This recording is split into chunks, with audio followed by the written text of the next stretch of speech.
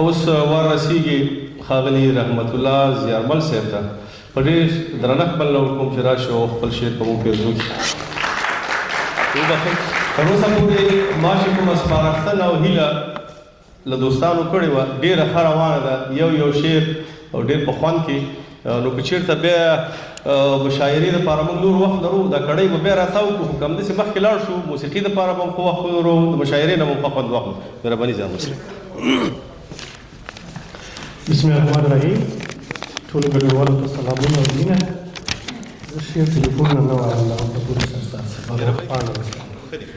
ستا د ښایست ګلونه ډېر دي، زولی مې تنګه زه به کوم یو ټولومه.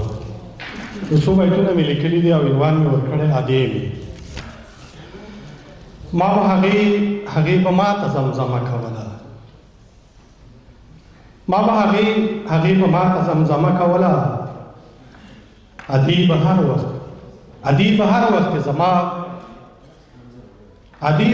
وخت زما د خوښې فیصله کوله. هغې په دې خاطر اختر کې جامې نه کولې چې په دې پیسو زما د سر سایه کوله.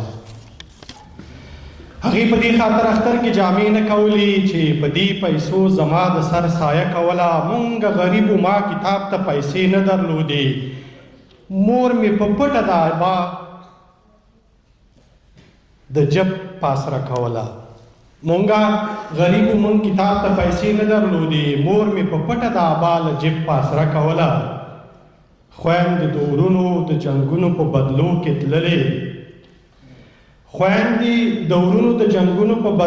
تللې، کلي کې تل ملا ملک دا فیصله کوله. مور مې همیش راته ویل قدم په پا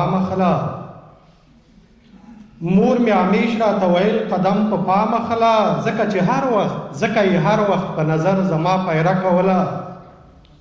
هغې زما لپاره خپل پلو کې ډېر څه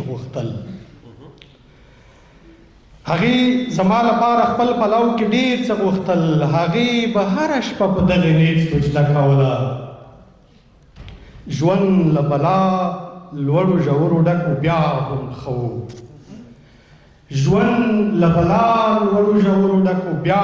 و، نه داسې نه وه چې به مونږ اندېښنه کوله.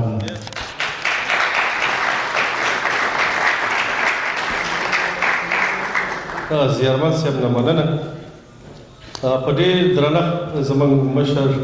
علي محمد مجبور صاحب ته بلنه ورکوم. په هر څه پوه شم، خو په دې خبره نه یم لا پوه چې پښتانه به ځلې بیا پر خپله لار شي که نه.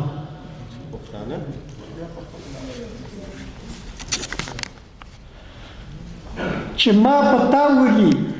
تا بل ولي له شانه ځنې، به د بېسده ورور څه سوچ په دې کردار شي که نه. او د دې بېسري چا ویشلي چا وژلي ولس، به کوم سردار د دې بېسري قام سردار شي که نه. مننه. او د دې پتمنو ګریوان لوندو جاخسرو میندو په فریادونو د بابا المسیح بیدار شي که نه. دا خړ اسمان چې په موږ اوري له مودو راهیسې، کله به هم د سپرلي غږ زموږ په ښار شي که نه. او د دې لوېدلي پاڅېدلي بیا لوېدلي ټبر، بیا پاڅېدو ته پښتانه په یو قطار شي که نه. او مقتده خلکه جانان غواړم، کابل غواړم اټک ته ځمه. خلکه جانان غواړم، کابل غواړم اټک ته ځمه. چې کوم زلمی به په دې لار کې زما یار شي که نه. مننه.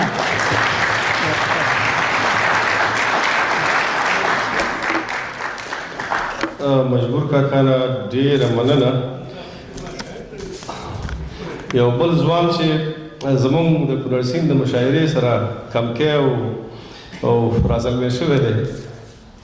خدای دې بس نور ورته ژوند ورکړي، ځواک وطنیار ته په ډېر درنښت بلنه ورکوم چې راشي او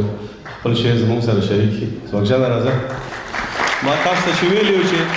دغه 3 نسلونه وطنیار صاحب تاسو ولیدو، دا لمسی دی او خپلواک وطنیار به وروسته راشي. مهرباني وکړئ. د لوی مهربانه بخونکي څښتن په ستایلي او ویاړلي نامه ټولو راغلو او آغلو ته په پښتني مینه سلامونه او احترامات وړاندې کوم. ما هم په خپل وخت سره یو شعر لیکلی دی، نو هیله مې ده چې ستاسو خوښ شي. وایي پر هر ډګر به مزاحمت کومه، په هر ډګر مزاحمت کومه، مبارزه په هر حالت کومه، او په سر سمبول د امن سره خولۍ وړې، په سر سمبول د امن سره خولۍ وړې، سالاره کلک د حمایت کومه، او د وخت قاضي انصاف تللی نشي، د وخت قاضي انصاف تللی نشي، د کام بخپله عدالت کومه، او پنجابه ستا جبر منلی نشم، پنجابه ستا جبر منلی نشم، زه د پنجاب مخالفت کومه، او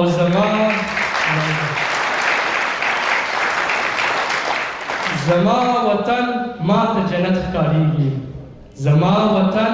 ما ته جنت ښکارېږي، ځکه ارمان زه د جنت کومه. او آخري بیت دی چې د ګیلمن ارمان به پالمه زه، د ګیلمن ارمان به پالمه زه، ځواک به سپېڅلی بغاوت کومه په مینه او برکت.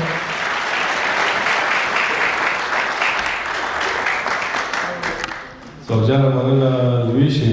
زموږ یو بل ځوان دی، بس چېرته چې د وطن خبره وي، چېرته چې د درد خبره وي، د تاوان خبره وي، ځان ورسوي. قهار همت ته په ډېر درنښت بلنه ورکوم چې راشي، او قهار که شعر وایي، که ټپه وایي، که هر شی کوي، زما لخوا ورته اجازه ده.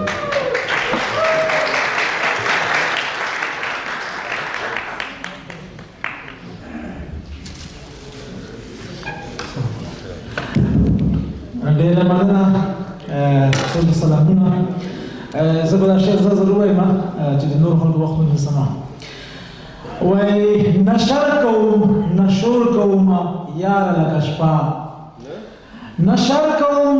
نشور کوم یاره لکه شپه، زه دومره یم صاحبه بې ازاره لکه شپه. راوړل به مې و نورو ته ارام ارام خوبونه، راوړل به مې و نورو ته ارام ارام خوبونه، خو خپله به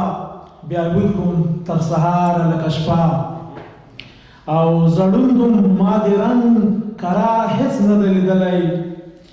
زړوندم ما د رنګ کراره هېڅ نه ده لیدلی، ته هر څه که راتللې معلومداره لکه شپه. مننه. وجود مې داسې داغ کړ لکه ستوري په اسمان کې، وجود مې داسې داغ کړ لکه ستوري په اسمان کې، میده میده لګیا یم انتظار لکه شپه. او وجود مې داسې داغ کړ لکه ستوري په اسمان کې، میده میده لګیا یم انتظار لکه شپه. یو بل لیدلی نشو یا سهار زه مازدیګر، یو بل لیدلی نشو یا سهار زه مازدیګر، و منځ ته مو راولوې ده اغیاره لکه شپه. او سپین مخ د عاشقۍ همته سم دم د تور کړی، سپین مخ د عاشقۍ همته سم دم د تور کړی، اول ځلې مې ولیده هنداره لکه شپه. ډېره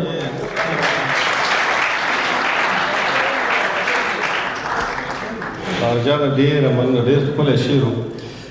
په دې بهیر کې ښاغلي خالد صافي ته بلنه ورکوم چې راشي او خپل شعر پر موږ پیرزو کړي. خالد جان صافي.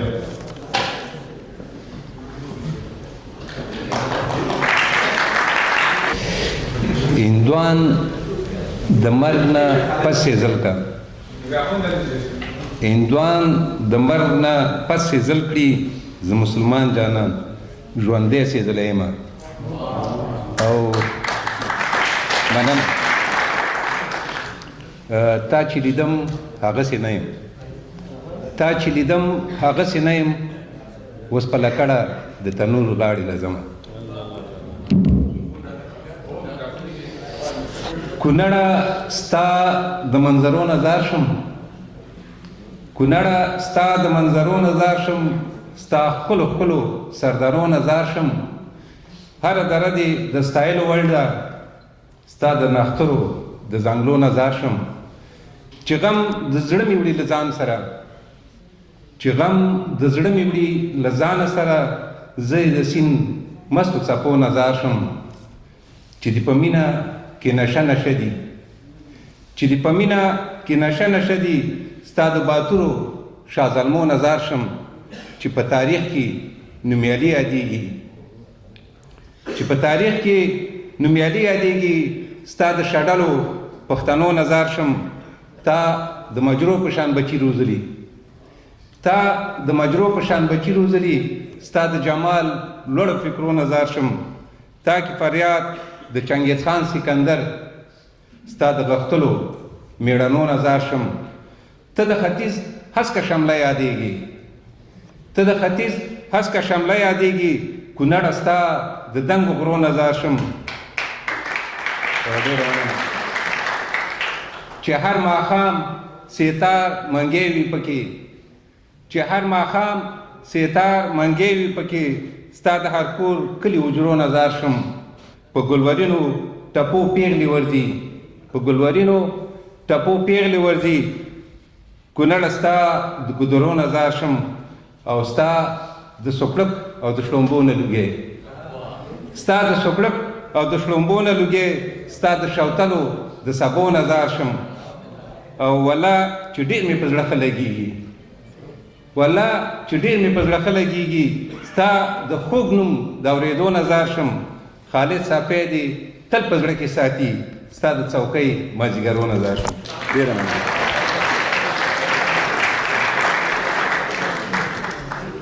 خالد ډېره مننه زه خپله ډب کې شعرونه وایم او ډب کې وخت ضایع کوم د انقلاب چې شوی و ګپ شپ خو ماته پکې ازاد دی نو چې ستاسو وخت تېر شي او په المان کې د بیرغ د جګېدو پروګرام و نو هغه وخت کې دا زموږ ملګري ډېر تاوده وو نو یو نفر بېچاره چې و د شعرونو شوقي و د میکروفون ډېر شوقي و نو 9 ورځې په یو څلوریزه باندې خواري کړې وه چې پروګرام شروع شوی دا څلوریزه بل شا ویلې وه دا همداسې ور ټوپ کړي وو سړی یې نیکټایي نه رانیولی او بس غالمغال خو ډب شروع شوی خلکو ورته ویل چې ولې وایي وروره په دې څلوریزه ما 9 ورځې خواري کړې وه ده رانه په مفت کې وویل جهاګل حنیف ورور ته په درنښت بل ډول کوم چې راشي او په خپل شعر وګورئ شعرونه نه وایم ځکه چې بیا کیسه رانه خرابه نه شي یادګله ورور راځه مهرباني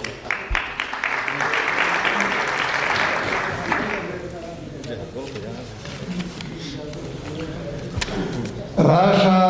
چې درکړم چکر په زړه کې کار ته پورته جانان خو تل ګرځي اکثر په زړه کې کار ته پورته د رقیبانو زمانه د لږ لږ پام به کوو د رقیبانو زمانه د لږ لږ پام به کوو په رقیب کله شي باور په زړه کې کار ته پورته په رقیب کله شي باور په زړه کې کار ته پورته بسم الله الرحمن الرحیم سلامونه او احترام درنو اغلو او خاغلو ته زه یو ارشاد صاحب نه په اجازه یو لنډ غزل وایم غزل ده چې خوله مې بنده مازدیګر لکه روژه د یار حال نه ناخبر لکه روژه خلک وکړي دیدنونه په اختر کې خلک وکړي دیدنونه په اختر کې خلکه ما باندې اختر لکه روژه او د دروغو وعده وکړي بیا رانشي د دروغو وعده وکړي بیا رانشي بیګا ناستم تر سحر لکه روژه او ناڅاپي دیدن تراشي غلی غلی شهرزاد صاحب ناڅاپي دیدن تراشي غلی غلی کړي ناوخته شمع وتر لکه روژه او پښتنو باندې په ظلم هر څوک پوه شول شرسر صاحب پښتنو باندې په ظلم هر څوک پوه شول یو خرڅ شوی مې رهبر لکه روجا او دلته خلک اوس په پټه خوله ګرځېږي ملا شته دی خو منبر لکه روجا او بلبل نشته چې سهار کې نغمې وکړي یو مدرب یو مې دلبر لکه روجا او اوس خو هر سړی په بل پسې غږېږي جهاد ګل چوپ وي اکثر لکه روجا ډېره مننه وکړم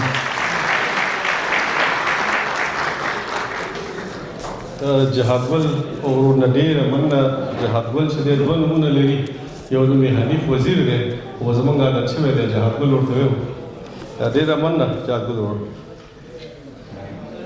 په ډېر درنښت خپلواک وطنیار صاحب ته بلنه ورکوم چې راشي او خپل شعر کونړ سیند په مشاعره باندې پنځو کړي.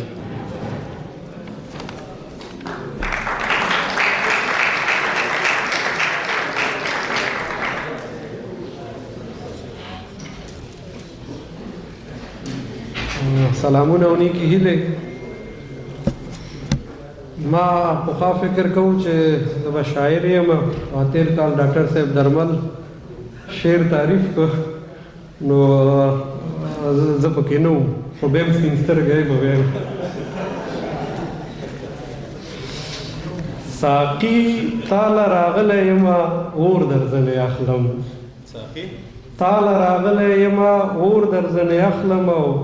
خمار یمه نشه مې که لږ شور در ځنې اخلم او په توره شپه راغلی یم خو غل نه یم ښکلې د زړه په تقدس کې یو څه نور در ځنې اخلم او زاهده تا د تور په زور له مینې کفر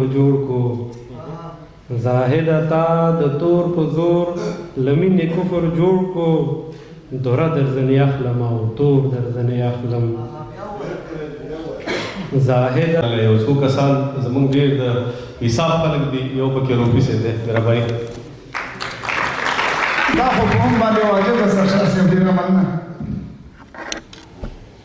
وایي یار زما د زړه سیپۍ باندې ولاړ دی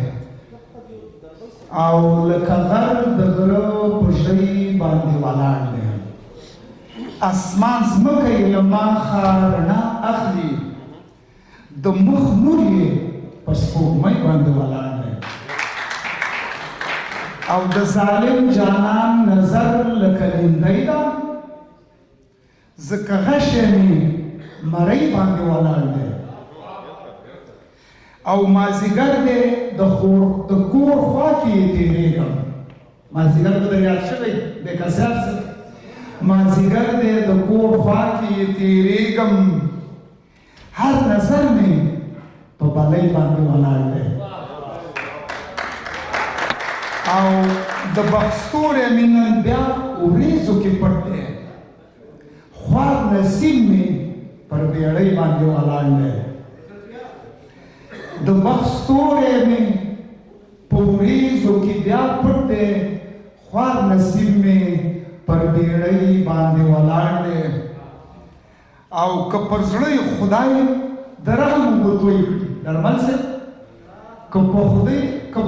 زړه خدای د رحم اوبه توی کړي تل متې ورته زارۍ باندې ولاړ دی. ګرچې ما ته خو د رضوان لخوا اجازه نشته خو خیر دی او د دې خبرې به پکې وکړم ځکه دوی ویل چې ما زحمت ایستلی نو ما ته لږ اجازه راکوي. نو دوی دا شعرونه لیکم کله چې پکې زه مې د سیمیني او حماسي بیا درانه ولم نو دا زما زړه هېڅ صبر نه کوي. وایي مورجان زړه مې نه صبرېږي نګرانۍ تک راځي. نو زما چې ونه لیکم زړه مې نه صبرېږي خو د ټولو دا راباندې تنقید مې خصوصا د سرشار صاحب وایي دا ډېرې مه مې لیکوه، وایي دا هنري برخې باید ډېرې او درمل صاحب خو ټول عمر په هنري برخه ډېر ټینګار کوي. خو زه به ووایم وای سیال می نه بولی شریر گاونډی دی سیال می نه بولی شریر گاونډی دی د کاظم غرور مستۍ باندې ولاړ دی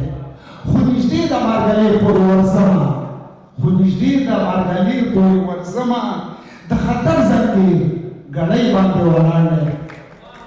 او دوستانو خوشحال بابا به ویل ستر خوشحال بابا هغه به ویل وایي ربه دومره ماتل راکړې په جهان کې چې جمدر مې د مغول په وینو سور کړ جمدر که دا ځوانان نه پېژني جمدر نیزې ته وایي دلته خو استادان ناست دي که خدای مې نه غلطوي نو زه چې لږ دا زړه خپل تش نه کړم سرشاه صاحب ما ته به 2 دقیقې اجازه راکړې خو زه ډېر په اوج کې یم او بخښنه غواړم که د چا حق مې نه ویل وایي که خدای کاندې پښتونخوا به ازادېږي لراوبت کې نن سبا د اوازېږي د دښمن پر ضد یو شوي ولسونه پښتنو پرې نن خپلې فیصلې دي له پنجابه نور ځانونه خلاصوو به دواړو خواو ته د کرښې اوازېږي او شاه زلمو د ټي ټي پي سینې سپر کړي شاه زلمو د ټي ټي پي سینې سپر کړي له فولادو نه یې کلکې ارادې دي منظوري ناروغ خیبر په سر اخیستی منظوري ناروغ خیبر په سر اخیستی ارادې د پنجاب خلاف دولتزی صاحب پخې دي او یو ذهني انقلاب ټوله پښتونخوا کې پی ټي ایم په مرسته دغسې کیسې دي او منصور جان مظفر پښتونخوا بولي د پنجاب په وړاندې لوړې حوصلې دي ټي ټي پي او پی ټي ایم که سره یو شي ټي ټي پي او پی ټي ایم که سره یو شي د پنجاب د تسلط نو بیا څو شپې دي او بر واکمن څخه مې لویه هیله دا ده بر واکمن څخه مې لویه هیله دا ده وخت راغلی د پنجاب خلاف فتوی دي لروبر ته انشاءالله نور دا زیری یو کاروان بشي یو ځای دا قافلې دي لامو ته راباسینه مو د خاوره له اټکه مارګلې پورې داوي دي او لوی هېواد د افغانانو به جوړېږي غږ او شور دی لروبر کې ترانې دي رنجیت سنګ اولاد ته ښکلی سبق ورکړ رنجیت سنګ اولاد ته ښکلی سبق ورکړ وطنیار صاحب پرې مرګونه او ګزار پرې غلبلیږي او د پنجاب کرایي فوج نور ماتېږي په ګوټ ګوټ د ټي ټي پي پرېښې حملې دي او درته ګورم په دې دندې نه مړېږي درته ګورم په دې دندې درته ګوري په دې دندې نه مړېږي پرې روښان یم دا خو ستا د مخنیوي دي او جنکۍ مو له ځوانانو کمې نه دي جنکۍ مو له ځوانانو کمې نه دي د متې زړه پرې روښان دی پښتني دي ډېره مننه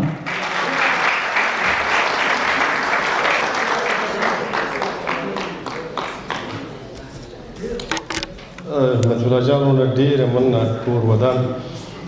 د مشاعرې په دې برخه کې ډېر دروند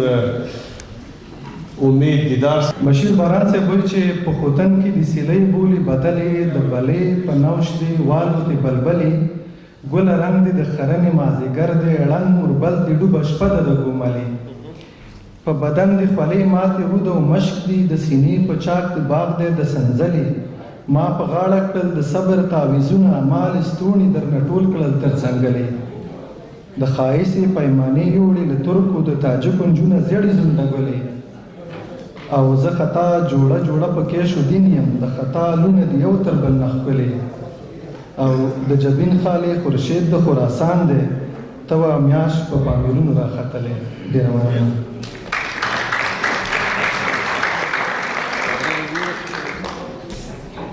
دیدار صاحب نه ډېره مننه په ډېر درنښت ډاکټر صاحب درمل ته بل کوم چې راشي او په ښکلو شعرونو ونازوي په دې اخر کې دا چکچکې لږې راتودې کوي نیکبختو دغسې خیر وشي جشن سلام او مینه ډېره ښکلې خبرې وشوې یاد څه مشاعره هم ډېره ښکلې روانه ده نو ساړه به نه راولو په توده کې یو غزل دی چې نه د سکون کور شو نه هیلو پکې سم ژوند وکړ نه د سکون کور شو نه هیلو په قسم ژوند وکړ نه د سکون کور شو نه هیلو په قسم ژوند وکړ زما په زړه کې که رښتیا ووایو غم ژوند وکړ باز لا کوي پوښتنه له موږ شمو چې موږ شپه څنګه وه کوي پوښتنه له موږ شمو چې موږ شپه څنګه وه دلته چې هر ستم ظریف لکه شبنم ژوند وکړ وسوم زړګی مې وچاو ورې بل شوم دل شوم پوخ شوم وسوم زړګی مې وچاو ورې بل شوم دل شوم پوخ شوم ما په دې للمه کې په مثل د غنم ژوند وکړ رڼا پلوی اوسه رڼا پلوی اوسه یو نفس فرصت که هم وي رڼا پلوی اوسه یو نفس فرصت که هم وي هیڅ یې کم نشول که سپرغی تر کاڼي کم ژوند وکړ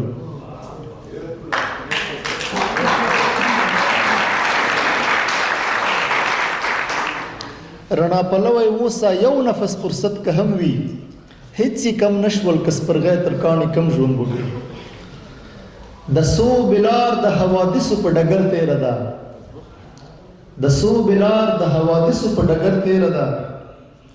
وګوره هسک سر په بادونو کې عالم ژوند وکړ د اسرافیل شپیلی شاید کړي له خوبه بیدار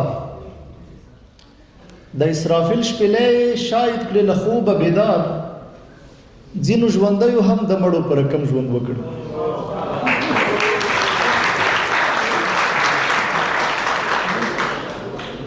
د اسرافیل شپیلی شاید کړي له خوبه بیدار ځینو ژوندیو هم د مړو په رقم ژوند وکړ سیاهکاري شي درمله رڼایي نورو ته سیاهکاري شي درمله رڼایي نورو ته چې د هستۍ په صفحه چا لکه قلم ژوند وکړ ډېره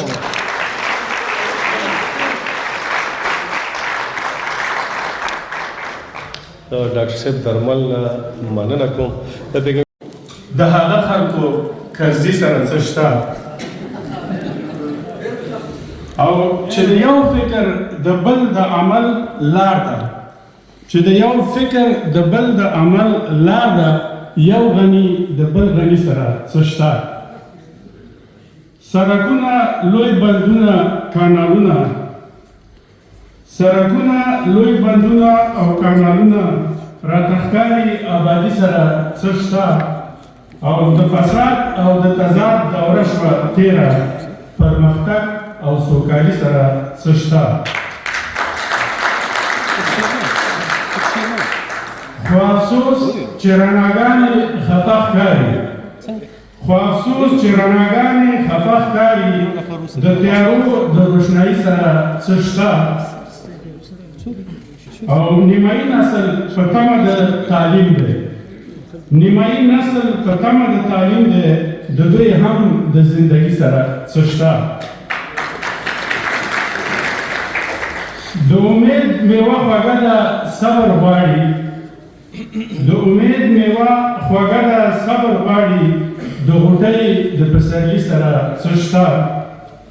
او چې مدام لاس په نامه ورته ولاړ دی چې مدام لاس په نامه ورته ولاړ دی د پنجاب د پیرنګي سره څه شته ډېر ښه د عظیم ملي کاروان سپهسالار دی د عظیم ملي کاروان سپهسالار دی د منظور پښتونولي سره څه شته او قام خدمت دپاره هر څه ته تیار دی قام خدمت دپاره هر څه ته تیار دی د پښتون د قرباني سره څه شته او هدیره د قدرتونو ورته وایي هدیره د قدرتونو ورته وایي د دې ملک د ازادي سره څه شته او چې الیاسکا کې یوازې وسره ګوري چې الیاسکا کې یوازې وسره ګوري د پوتین او ټرمپ حتمي سره څه شته او افغانانو دا وار وروسته پاتې نه شي افغانانو دا وار وروسته پاتې نه شئ، نوې هوښې مصنوعي سره څه شته او نننۍ مشاعرې ته چې راغلی نو ضرور سمیع صافي سره څه شته.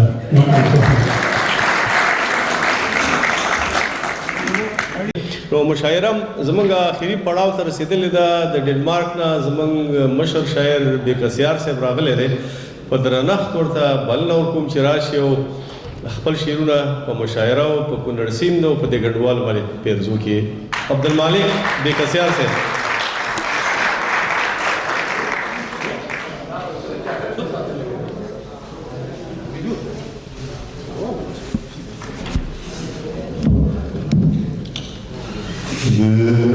ټول نه مننه او سلام او نیکې هیلې د کونړ کلتوري ټولنو د ملګرو نه ډېره زیاته مننه چې هر کال پرله پسې موږ ته بلنې راکوي. کله امکانات وي راشو، کله امکانات نه وي دا نه شو، خو دوی دا هوډ همیشه تازه کوي. د درمن صاحب خبرې وشوې، ښې خبرې وشوې. هغه ډاکټر صاحب چې د کونړ او په مجموع کې ټول افغانستان د اوبو په هکله معلومات ورکړل، د هغه نه ډېره مننه. او د خور چې د ښځو په ونډه باندې په افغانستان کې او بیا په دلته په کورن کې خبرې وکړې، دې ډېر خوند وکړو. نو زه به بس خپل شعرونو ته وایم وې مسافرې داسې ځپلی یمه، مسافرې داسې ځپلی یمه، د سمندر په غاړه ناست یمه څپې شمارمه، چې سفر راشي خیال کې غاړه ورکړم او چې واپس ځي زړه مې وران وران شي. او پسې غزل دی: په څار د بت شان یو بشر ګرځمه ډېره موده، په څار د بت شان یو بشر ګرځمه ډېره موده، زه تخیل کې د آزر ګرځمه ډېره موده، او ستا التماس خپل سادهتوب ته چې په شا وګورم، ستا التماس خپل سادهتوب ته چې په شا وګورم، زه بیا له ځانه مرور ګرځمه ډېره موده، ستا التماس خپل سادهتوب ته چې په شا وګورم، زه بیا له ځانه مرور ګرځمه ډېره موده. او امت منکر دی، امت منکر دی، معجزه د مینې نه مني څوک، امت منکر دی، معجزه د مینې نه مني څوک، دا زه بې زړه او ټپ نظر ګرځمه ډېره موده. او تنده د یو ګوټ چې راپېښه ځمکه سره شي په ما، رزق د الله کار دی نهر ګرځمه ډېره موده. تنده ډاکټر صاحب تنده د یو ګوټ چې راپېښه ځمکه سره شي په ما، رزق د الله کار دی نهر ګرځمه ډېره موده. او عابد صاحب زما او خلکو همدا فرق دی، دوی په ځان کې اوسي، زما او خلکو همدا فرق دی، دوی په ځان کې اوسي، او زه له خپل ځانه بهر ګرځمه ډېره موده. زما او خلکو همدا فرق دی، دوی په ځان کې اوسي، او زه له خپل ځانه بهر ګرځمه ډېره موده. او ملامت نه یم که خبرې هم الټه کومه، ملامت نه یم که خبرې هم الټه کومه، په میخانه کې زه په سر ګرځمه ډېره موده.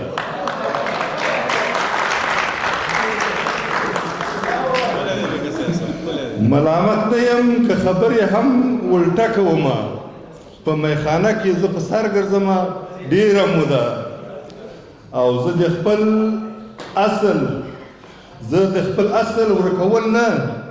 هیرول غواړم، زه د خپل اصل ورکول نه هیرول غواړم،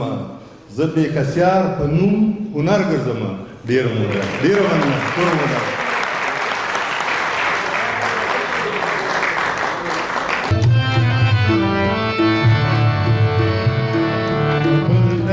صدر بدر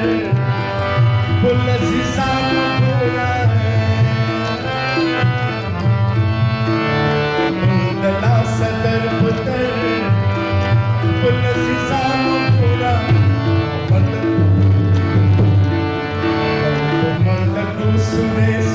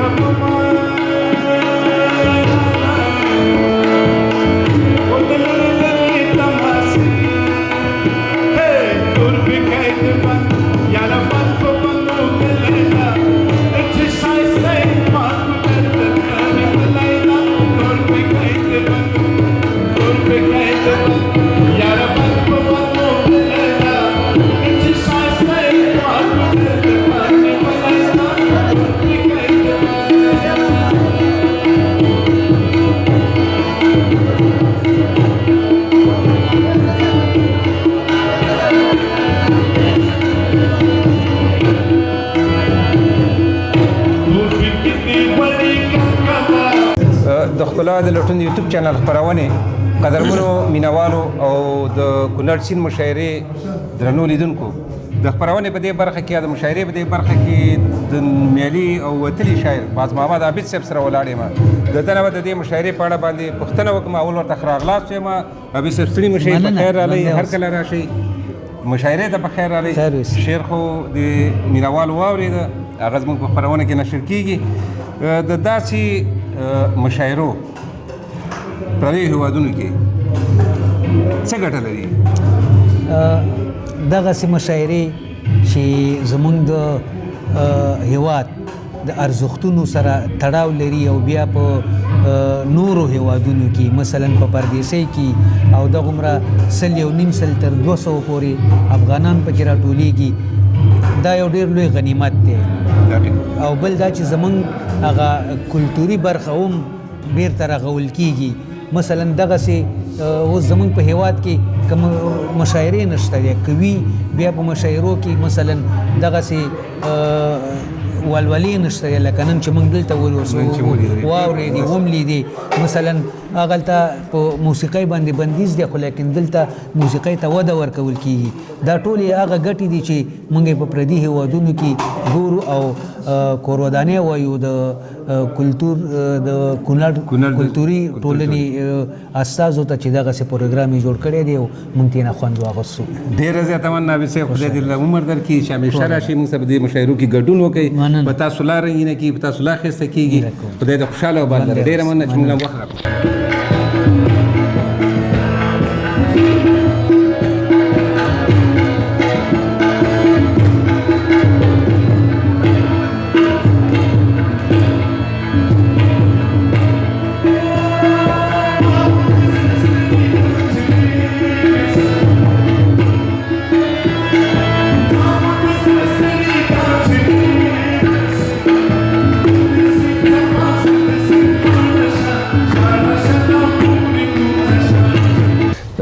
درنو لیدونکو د مشاعرې په دې برخه کې یو بل ځوان او پیاوړی شاعر